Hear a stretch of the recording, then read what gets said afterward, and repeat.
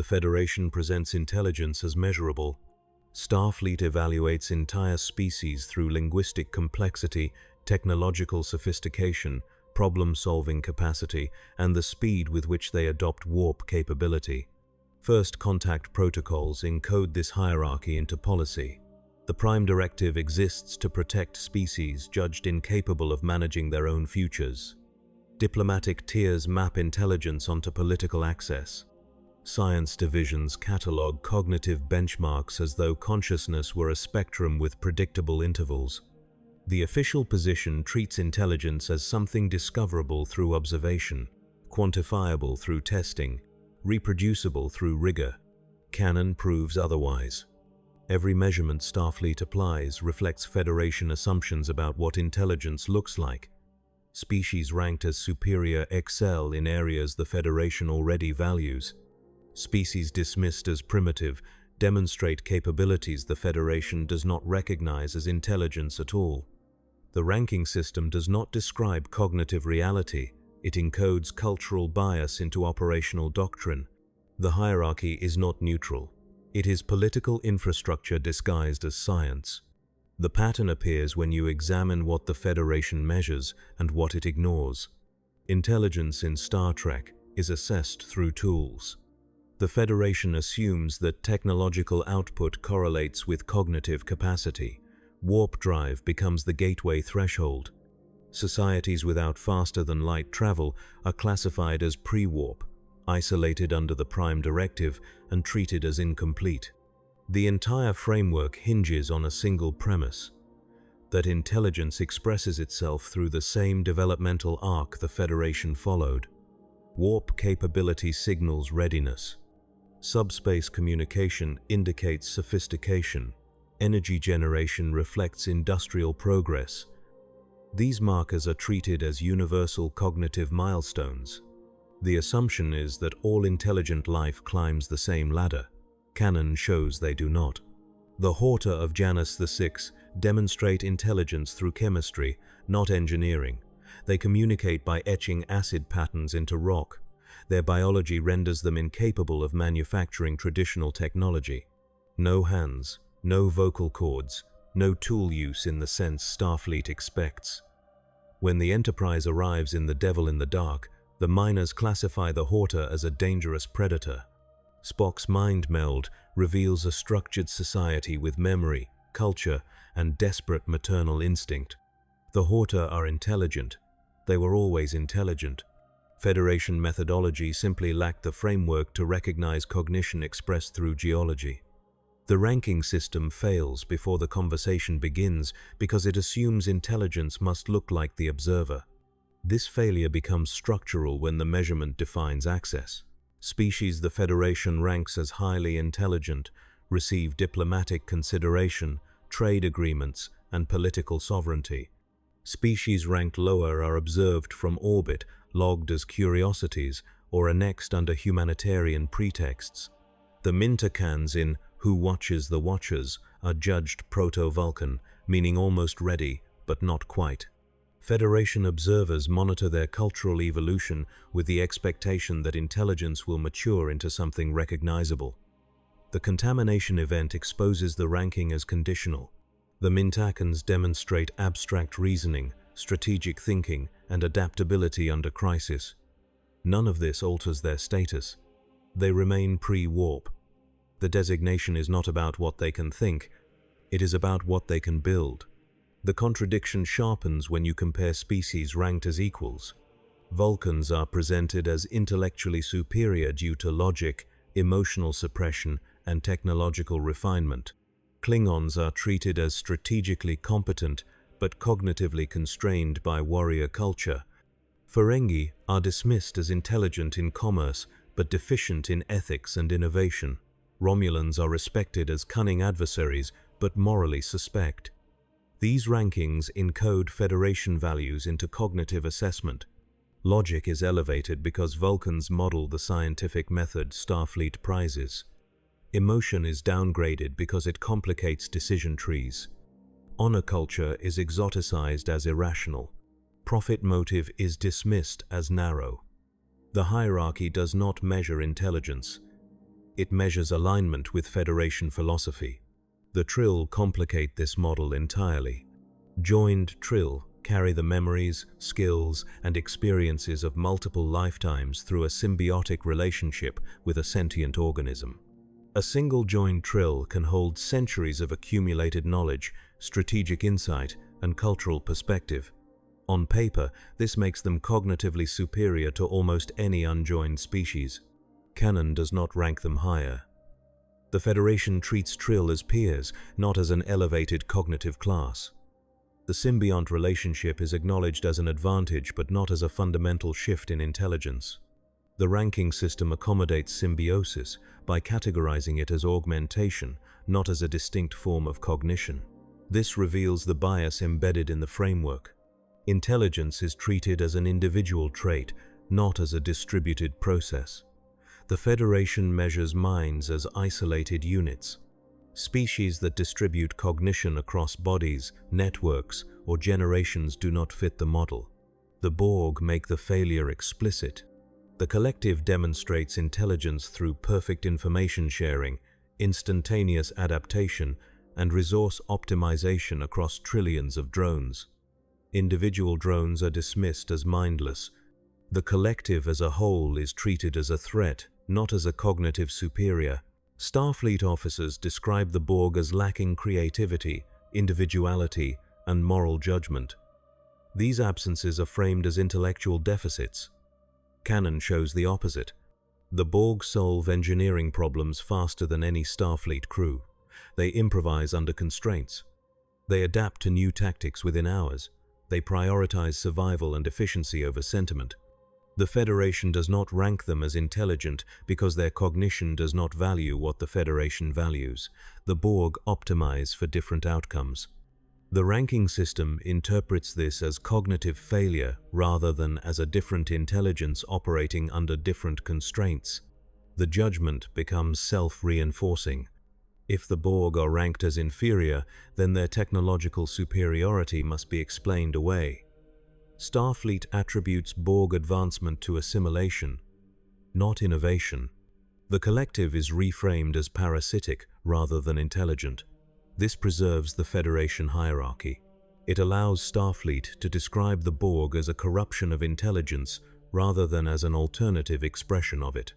The framework cannot accommodate the possibility that cognition might optimize for collective efficiency rather than individual flourishing. The ranking forces a choice. Either the Borg are intelligent and the Federation model is incomplete, or the Borg are deficient and the hierarchy holds. Canon resolves this by treating the Borg as an existential threat, not as a peer. The classification becomes a strategic necessity. Species 8472 sharpen the dilemma. Encountered in Scorpion, species 8472 demonstrate biological and tactical sophistication that surpasses both the Federation and the Borg. Their ships are alive. Their weapons dissolve matter at the subatomic level. They operate in fluidic space, a dimension incompatible with normal matter. They annihilate Borg cubes with minimal effort. On screen, they appear unstoppable. Starfleet does not rank them as the most intelligent species in the galaxy. They are categorized as hostile, xenophobic, and incomprehensible. The ranking system defaults to threat assessment when cognition becomes unrecognizable. Intelligence that cannot be communicated with is reclassified as dangerous rather than as superior. The framework protects itself by treating incomprehensibility as a cognitive limit in the observed species, not as a perceptual limit in the observer. The bias surfaces in how the Federation describes its own members. Humans are not ranked as the most intelligent species in the Federation. Vulcans hold that position in informal consensus. Yet human adaptability, creativity, and unpredictability are celebrated as strategic advantages. Kirk's intuition, Picard's diplomacy, Sisko's tactical improvisation, and Janeway's desperation gambits are framed as exceptional. The narrative rewards human cognition while simultaneously ranking humans below Vulcans in raw intellectual capacity. This contradiction is resolved through a secondary hierarchy. The Federation distinguishes between intelligence and effectiveness. Vulcans are smarter, humans are better at winning. The ranking system accommodates this by treating intelligence as one variable among many. It is no longer the dominant factor in success. The framework quietly admits that cognitive superiority does not guarantee outcomes. The binar destabilize this further. The binar operate as bonded pairs, thinking in binary, sharing cognitive processes across two bodies. They demonstrate computational speed and systems integration far beyond human or Vulcan capability.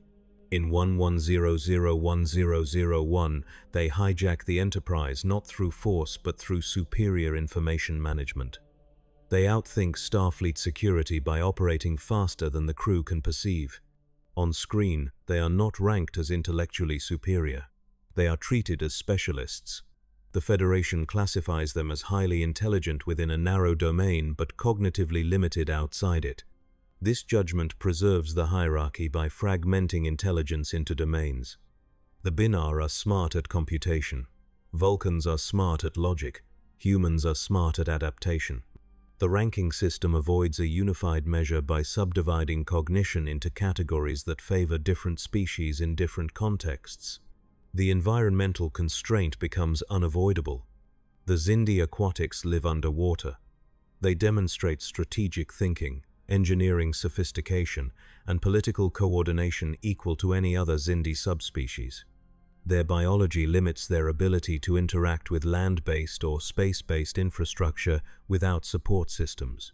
The Federation does not rank them lower due to this constraint, but their intelligence is contextualized by their environment.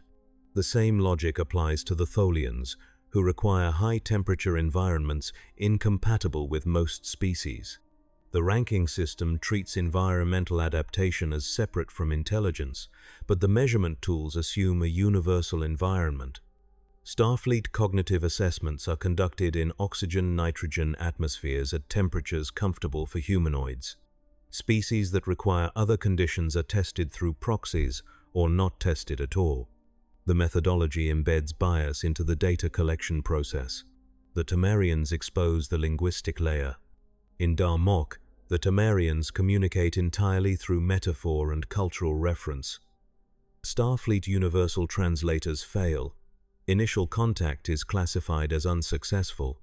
The Tamarians are not ranked as less intelligent. Their language is treated as an obstacle to diplomacy, not as evidence of cognitive deficiency. Picard's breakthrough moment involves recognizing that Tamarian communication encodes emotional and situational complexity in ways Federation language does not. The species is not less intelligent. They simply think in patterns Federation methodology is not designed to recognize. Canon implies that dozens of species may be dismissed or misranked due to communication barriers that reflect observer limitations, not subject deficiencies. The Q continuum forces the framework to its breaking point. Q describes his species as omnipotent, omniscient, and existing outside linear time. Canon supports this. Q manipulates matter, energy, space, and time without visible effort. He exists simultaneously across dimensions. He perceives causality as a completed structure rather than as a sequence. By any cognitive measure, the Q should rank as the most intelligent entities in Star Trek. Starfleet does not treat them this way. Q is described as capricious, immature, and dangerous.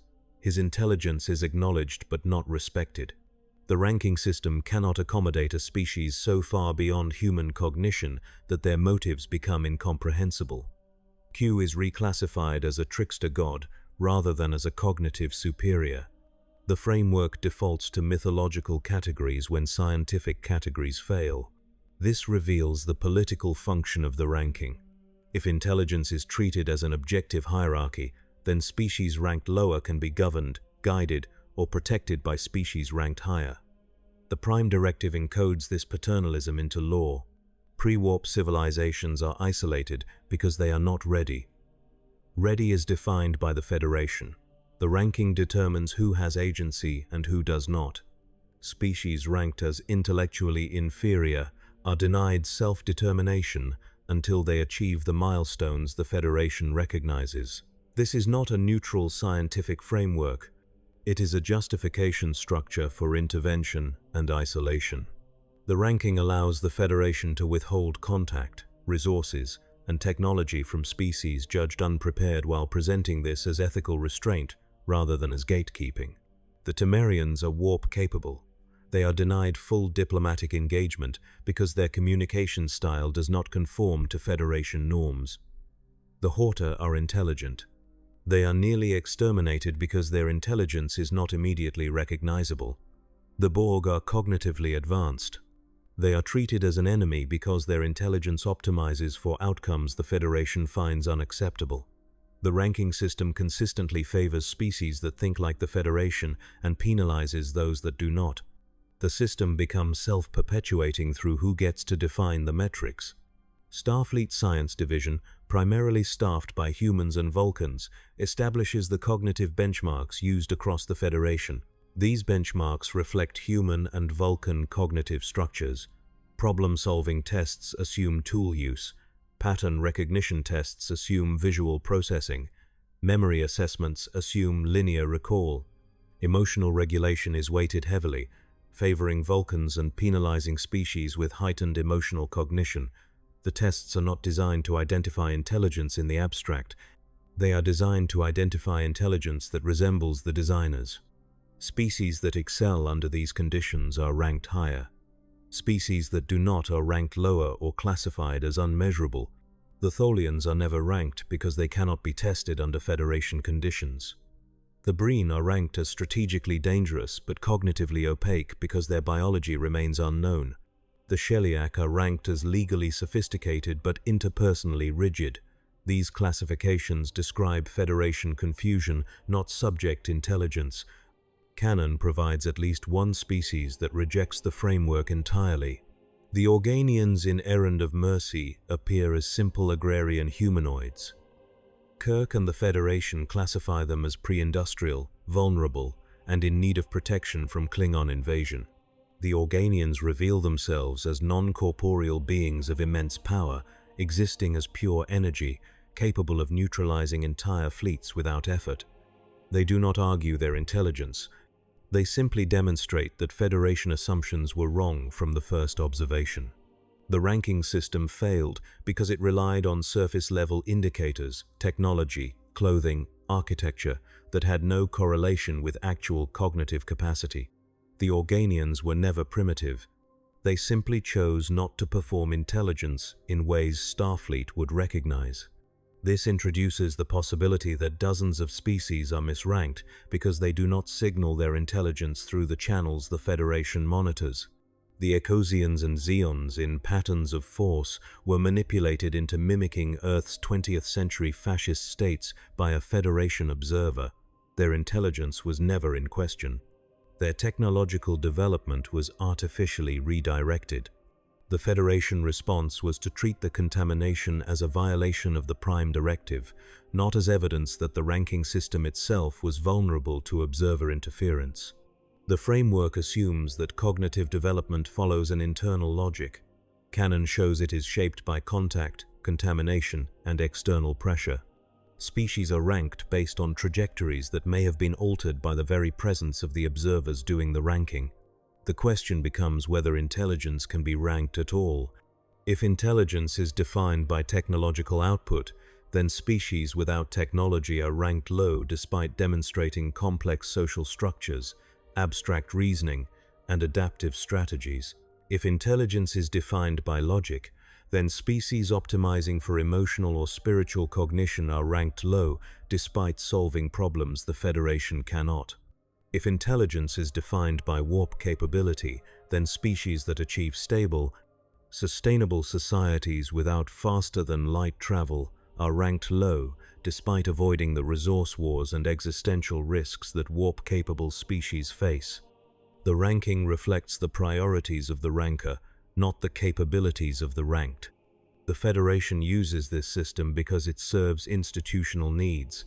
Starfleet requires a framework to allocate resources, prioritize first contact missions, and justify intervention or isolation. The intelligence hierarchy provides that framework. It allows commanders to make rapid decisions about which species to engage, which to avoid, and which to protect. The system is operationally useful.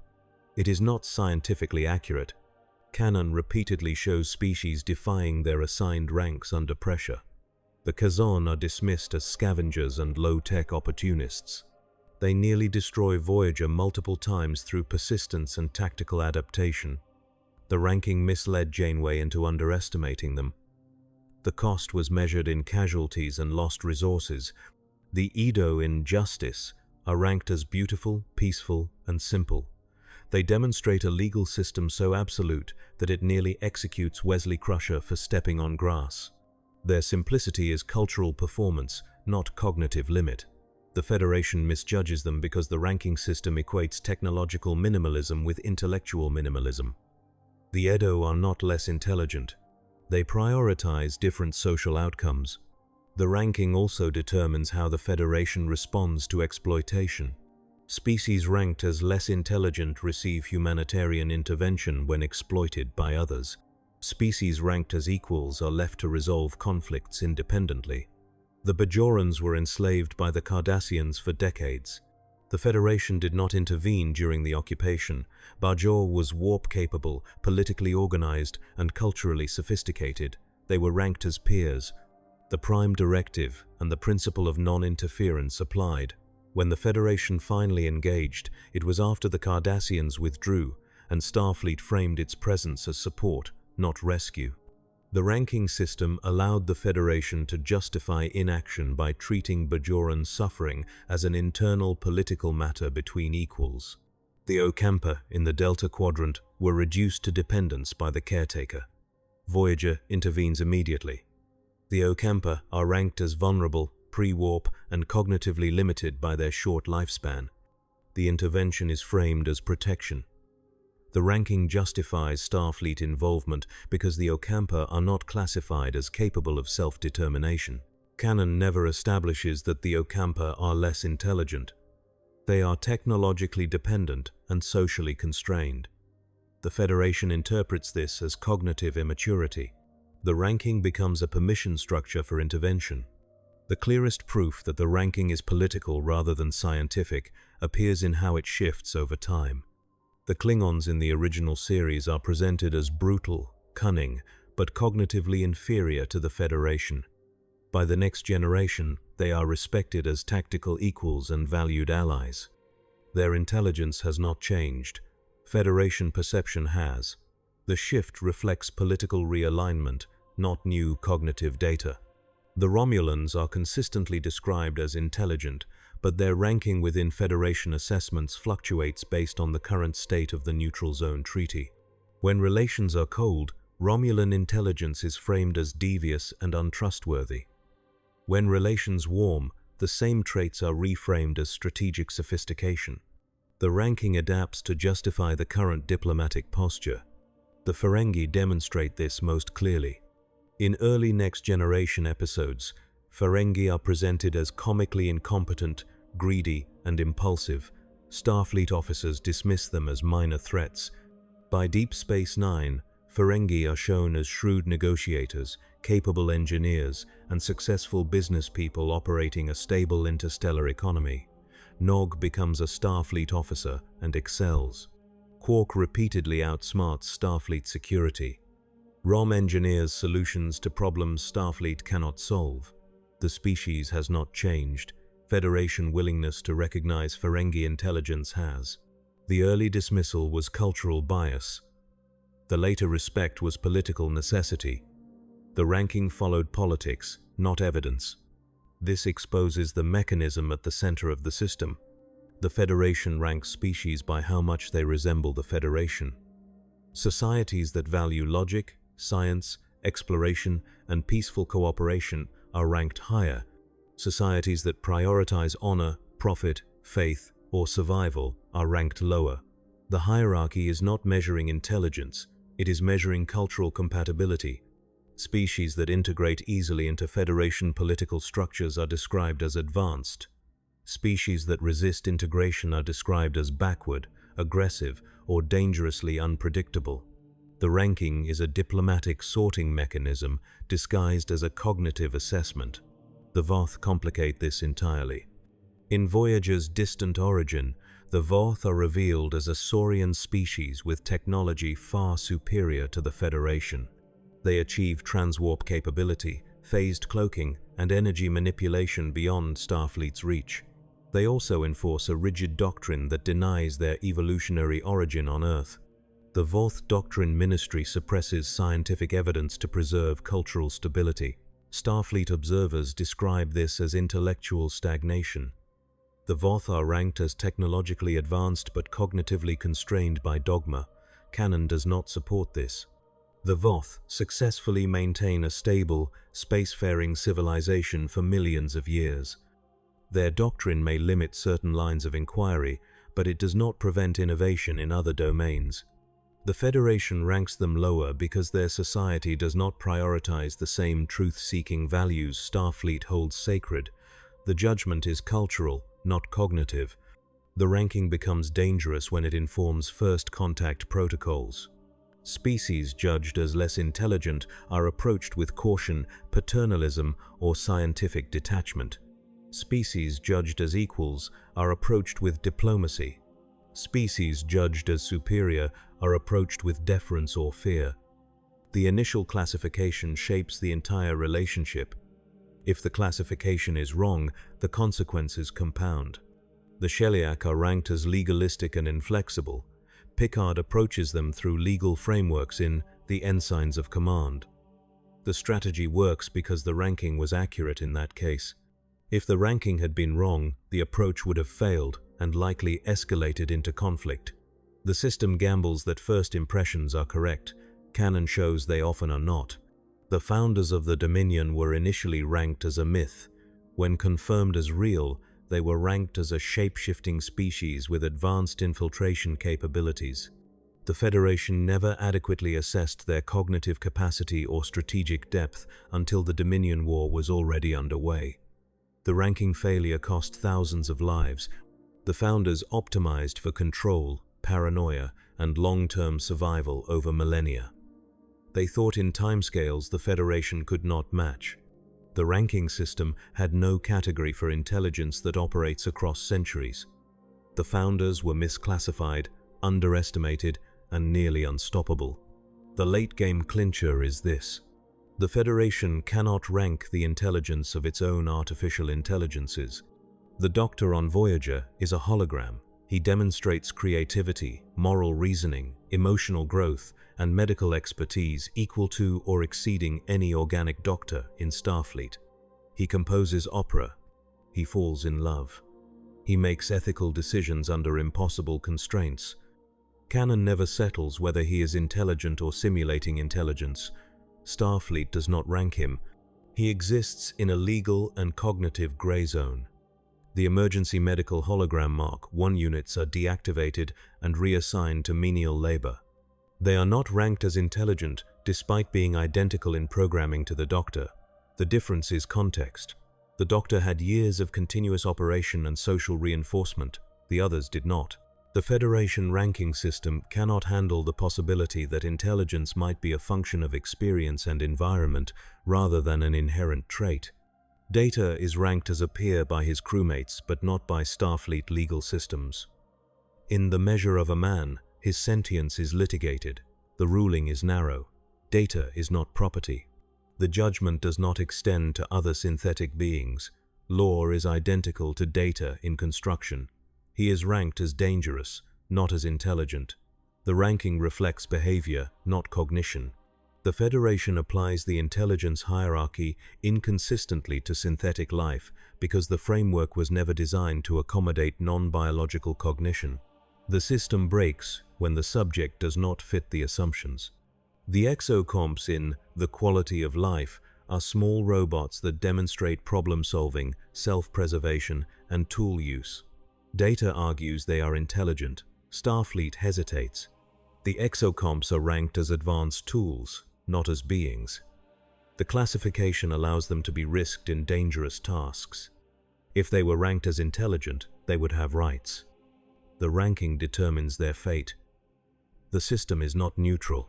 It is a legal and ethical sorting mechanism with life and death consequences. The implications extend beyond individual cases. If the Federation cannot reliably rank the intelligence of species it encounters regularly, then the entire diplomatic and exploratory framework is operating on flawed premises. First contact decisions are made based on classifications that may be wrong. The Prime Directive isolates species that may not need isolation. Resources are allocated based on perceived cognitive hierarchies that reflect bias more than reality.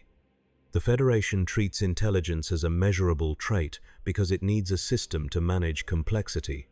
The system is useful. It is not true. The deeper truth is that intelligence in Star Trek is not a ladder. It is not a spectrum from primitive to transcendent, with clear intervals and universal markers. Intelligence is a cluster of capacities: linguistic, spatial, logical, emotional, social, strategic, creative, that vary independently across species and individuals. Some species optimize for logic, some optimize for empathy, some optimize for survival, some optimize for collective cohesion. None of these strategies is objectively superior. They succeed or fail based on context. The Federation ranking system collapses this complexity into a single axis because a single axis is easier to operationalize. The cost is accuracy. The Federation measures intelligence through the tools it values because those are the tools it understands: warp drive, subspace communication, energy generation, scientific publication, linguistic complexity, technological refinement. These markers correlate with intelligence in species that follow similar evolutionary and cultural paths as the Federation. They fail for species that do not. The Horta are intelligent, the ranking missed them. The Organians are beyond measurement, the ranking dismissed them. The Borg are optimized for efficiency, the ranking rejects them. Species 8472 are incomprehensible, the ranking fears them. The system works only when the subject resembles the observer. Every Star Trek species ranked by intelligence is not a scientific assessment. It is a cultural mirror. The rankings reveal what the Federation values, what it fears, what it dismisses, and what it cannot comprehend. The hierarchy is political infrastructure. It determines who gets a seat at the diplomatic table, who gets protected, who gets ignored, and who gets destroyed. The rankings shift with political necessity. They encode bias into operational doctrine. They justify intervention and isolation. They misclassify species that think differently. They fail when intelligence expresses itself in ways the Federation does not recognize. The official story was always incomplete. Intelligence in Star Trek is not an objective trait waiting to be discovered. It is a judgment shaped by the observer's priorities, limitations, and fears. The Federation ranks species by how much they resemble the Federation. The system is not measuring minds. It is measuring mirrors.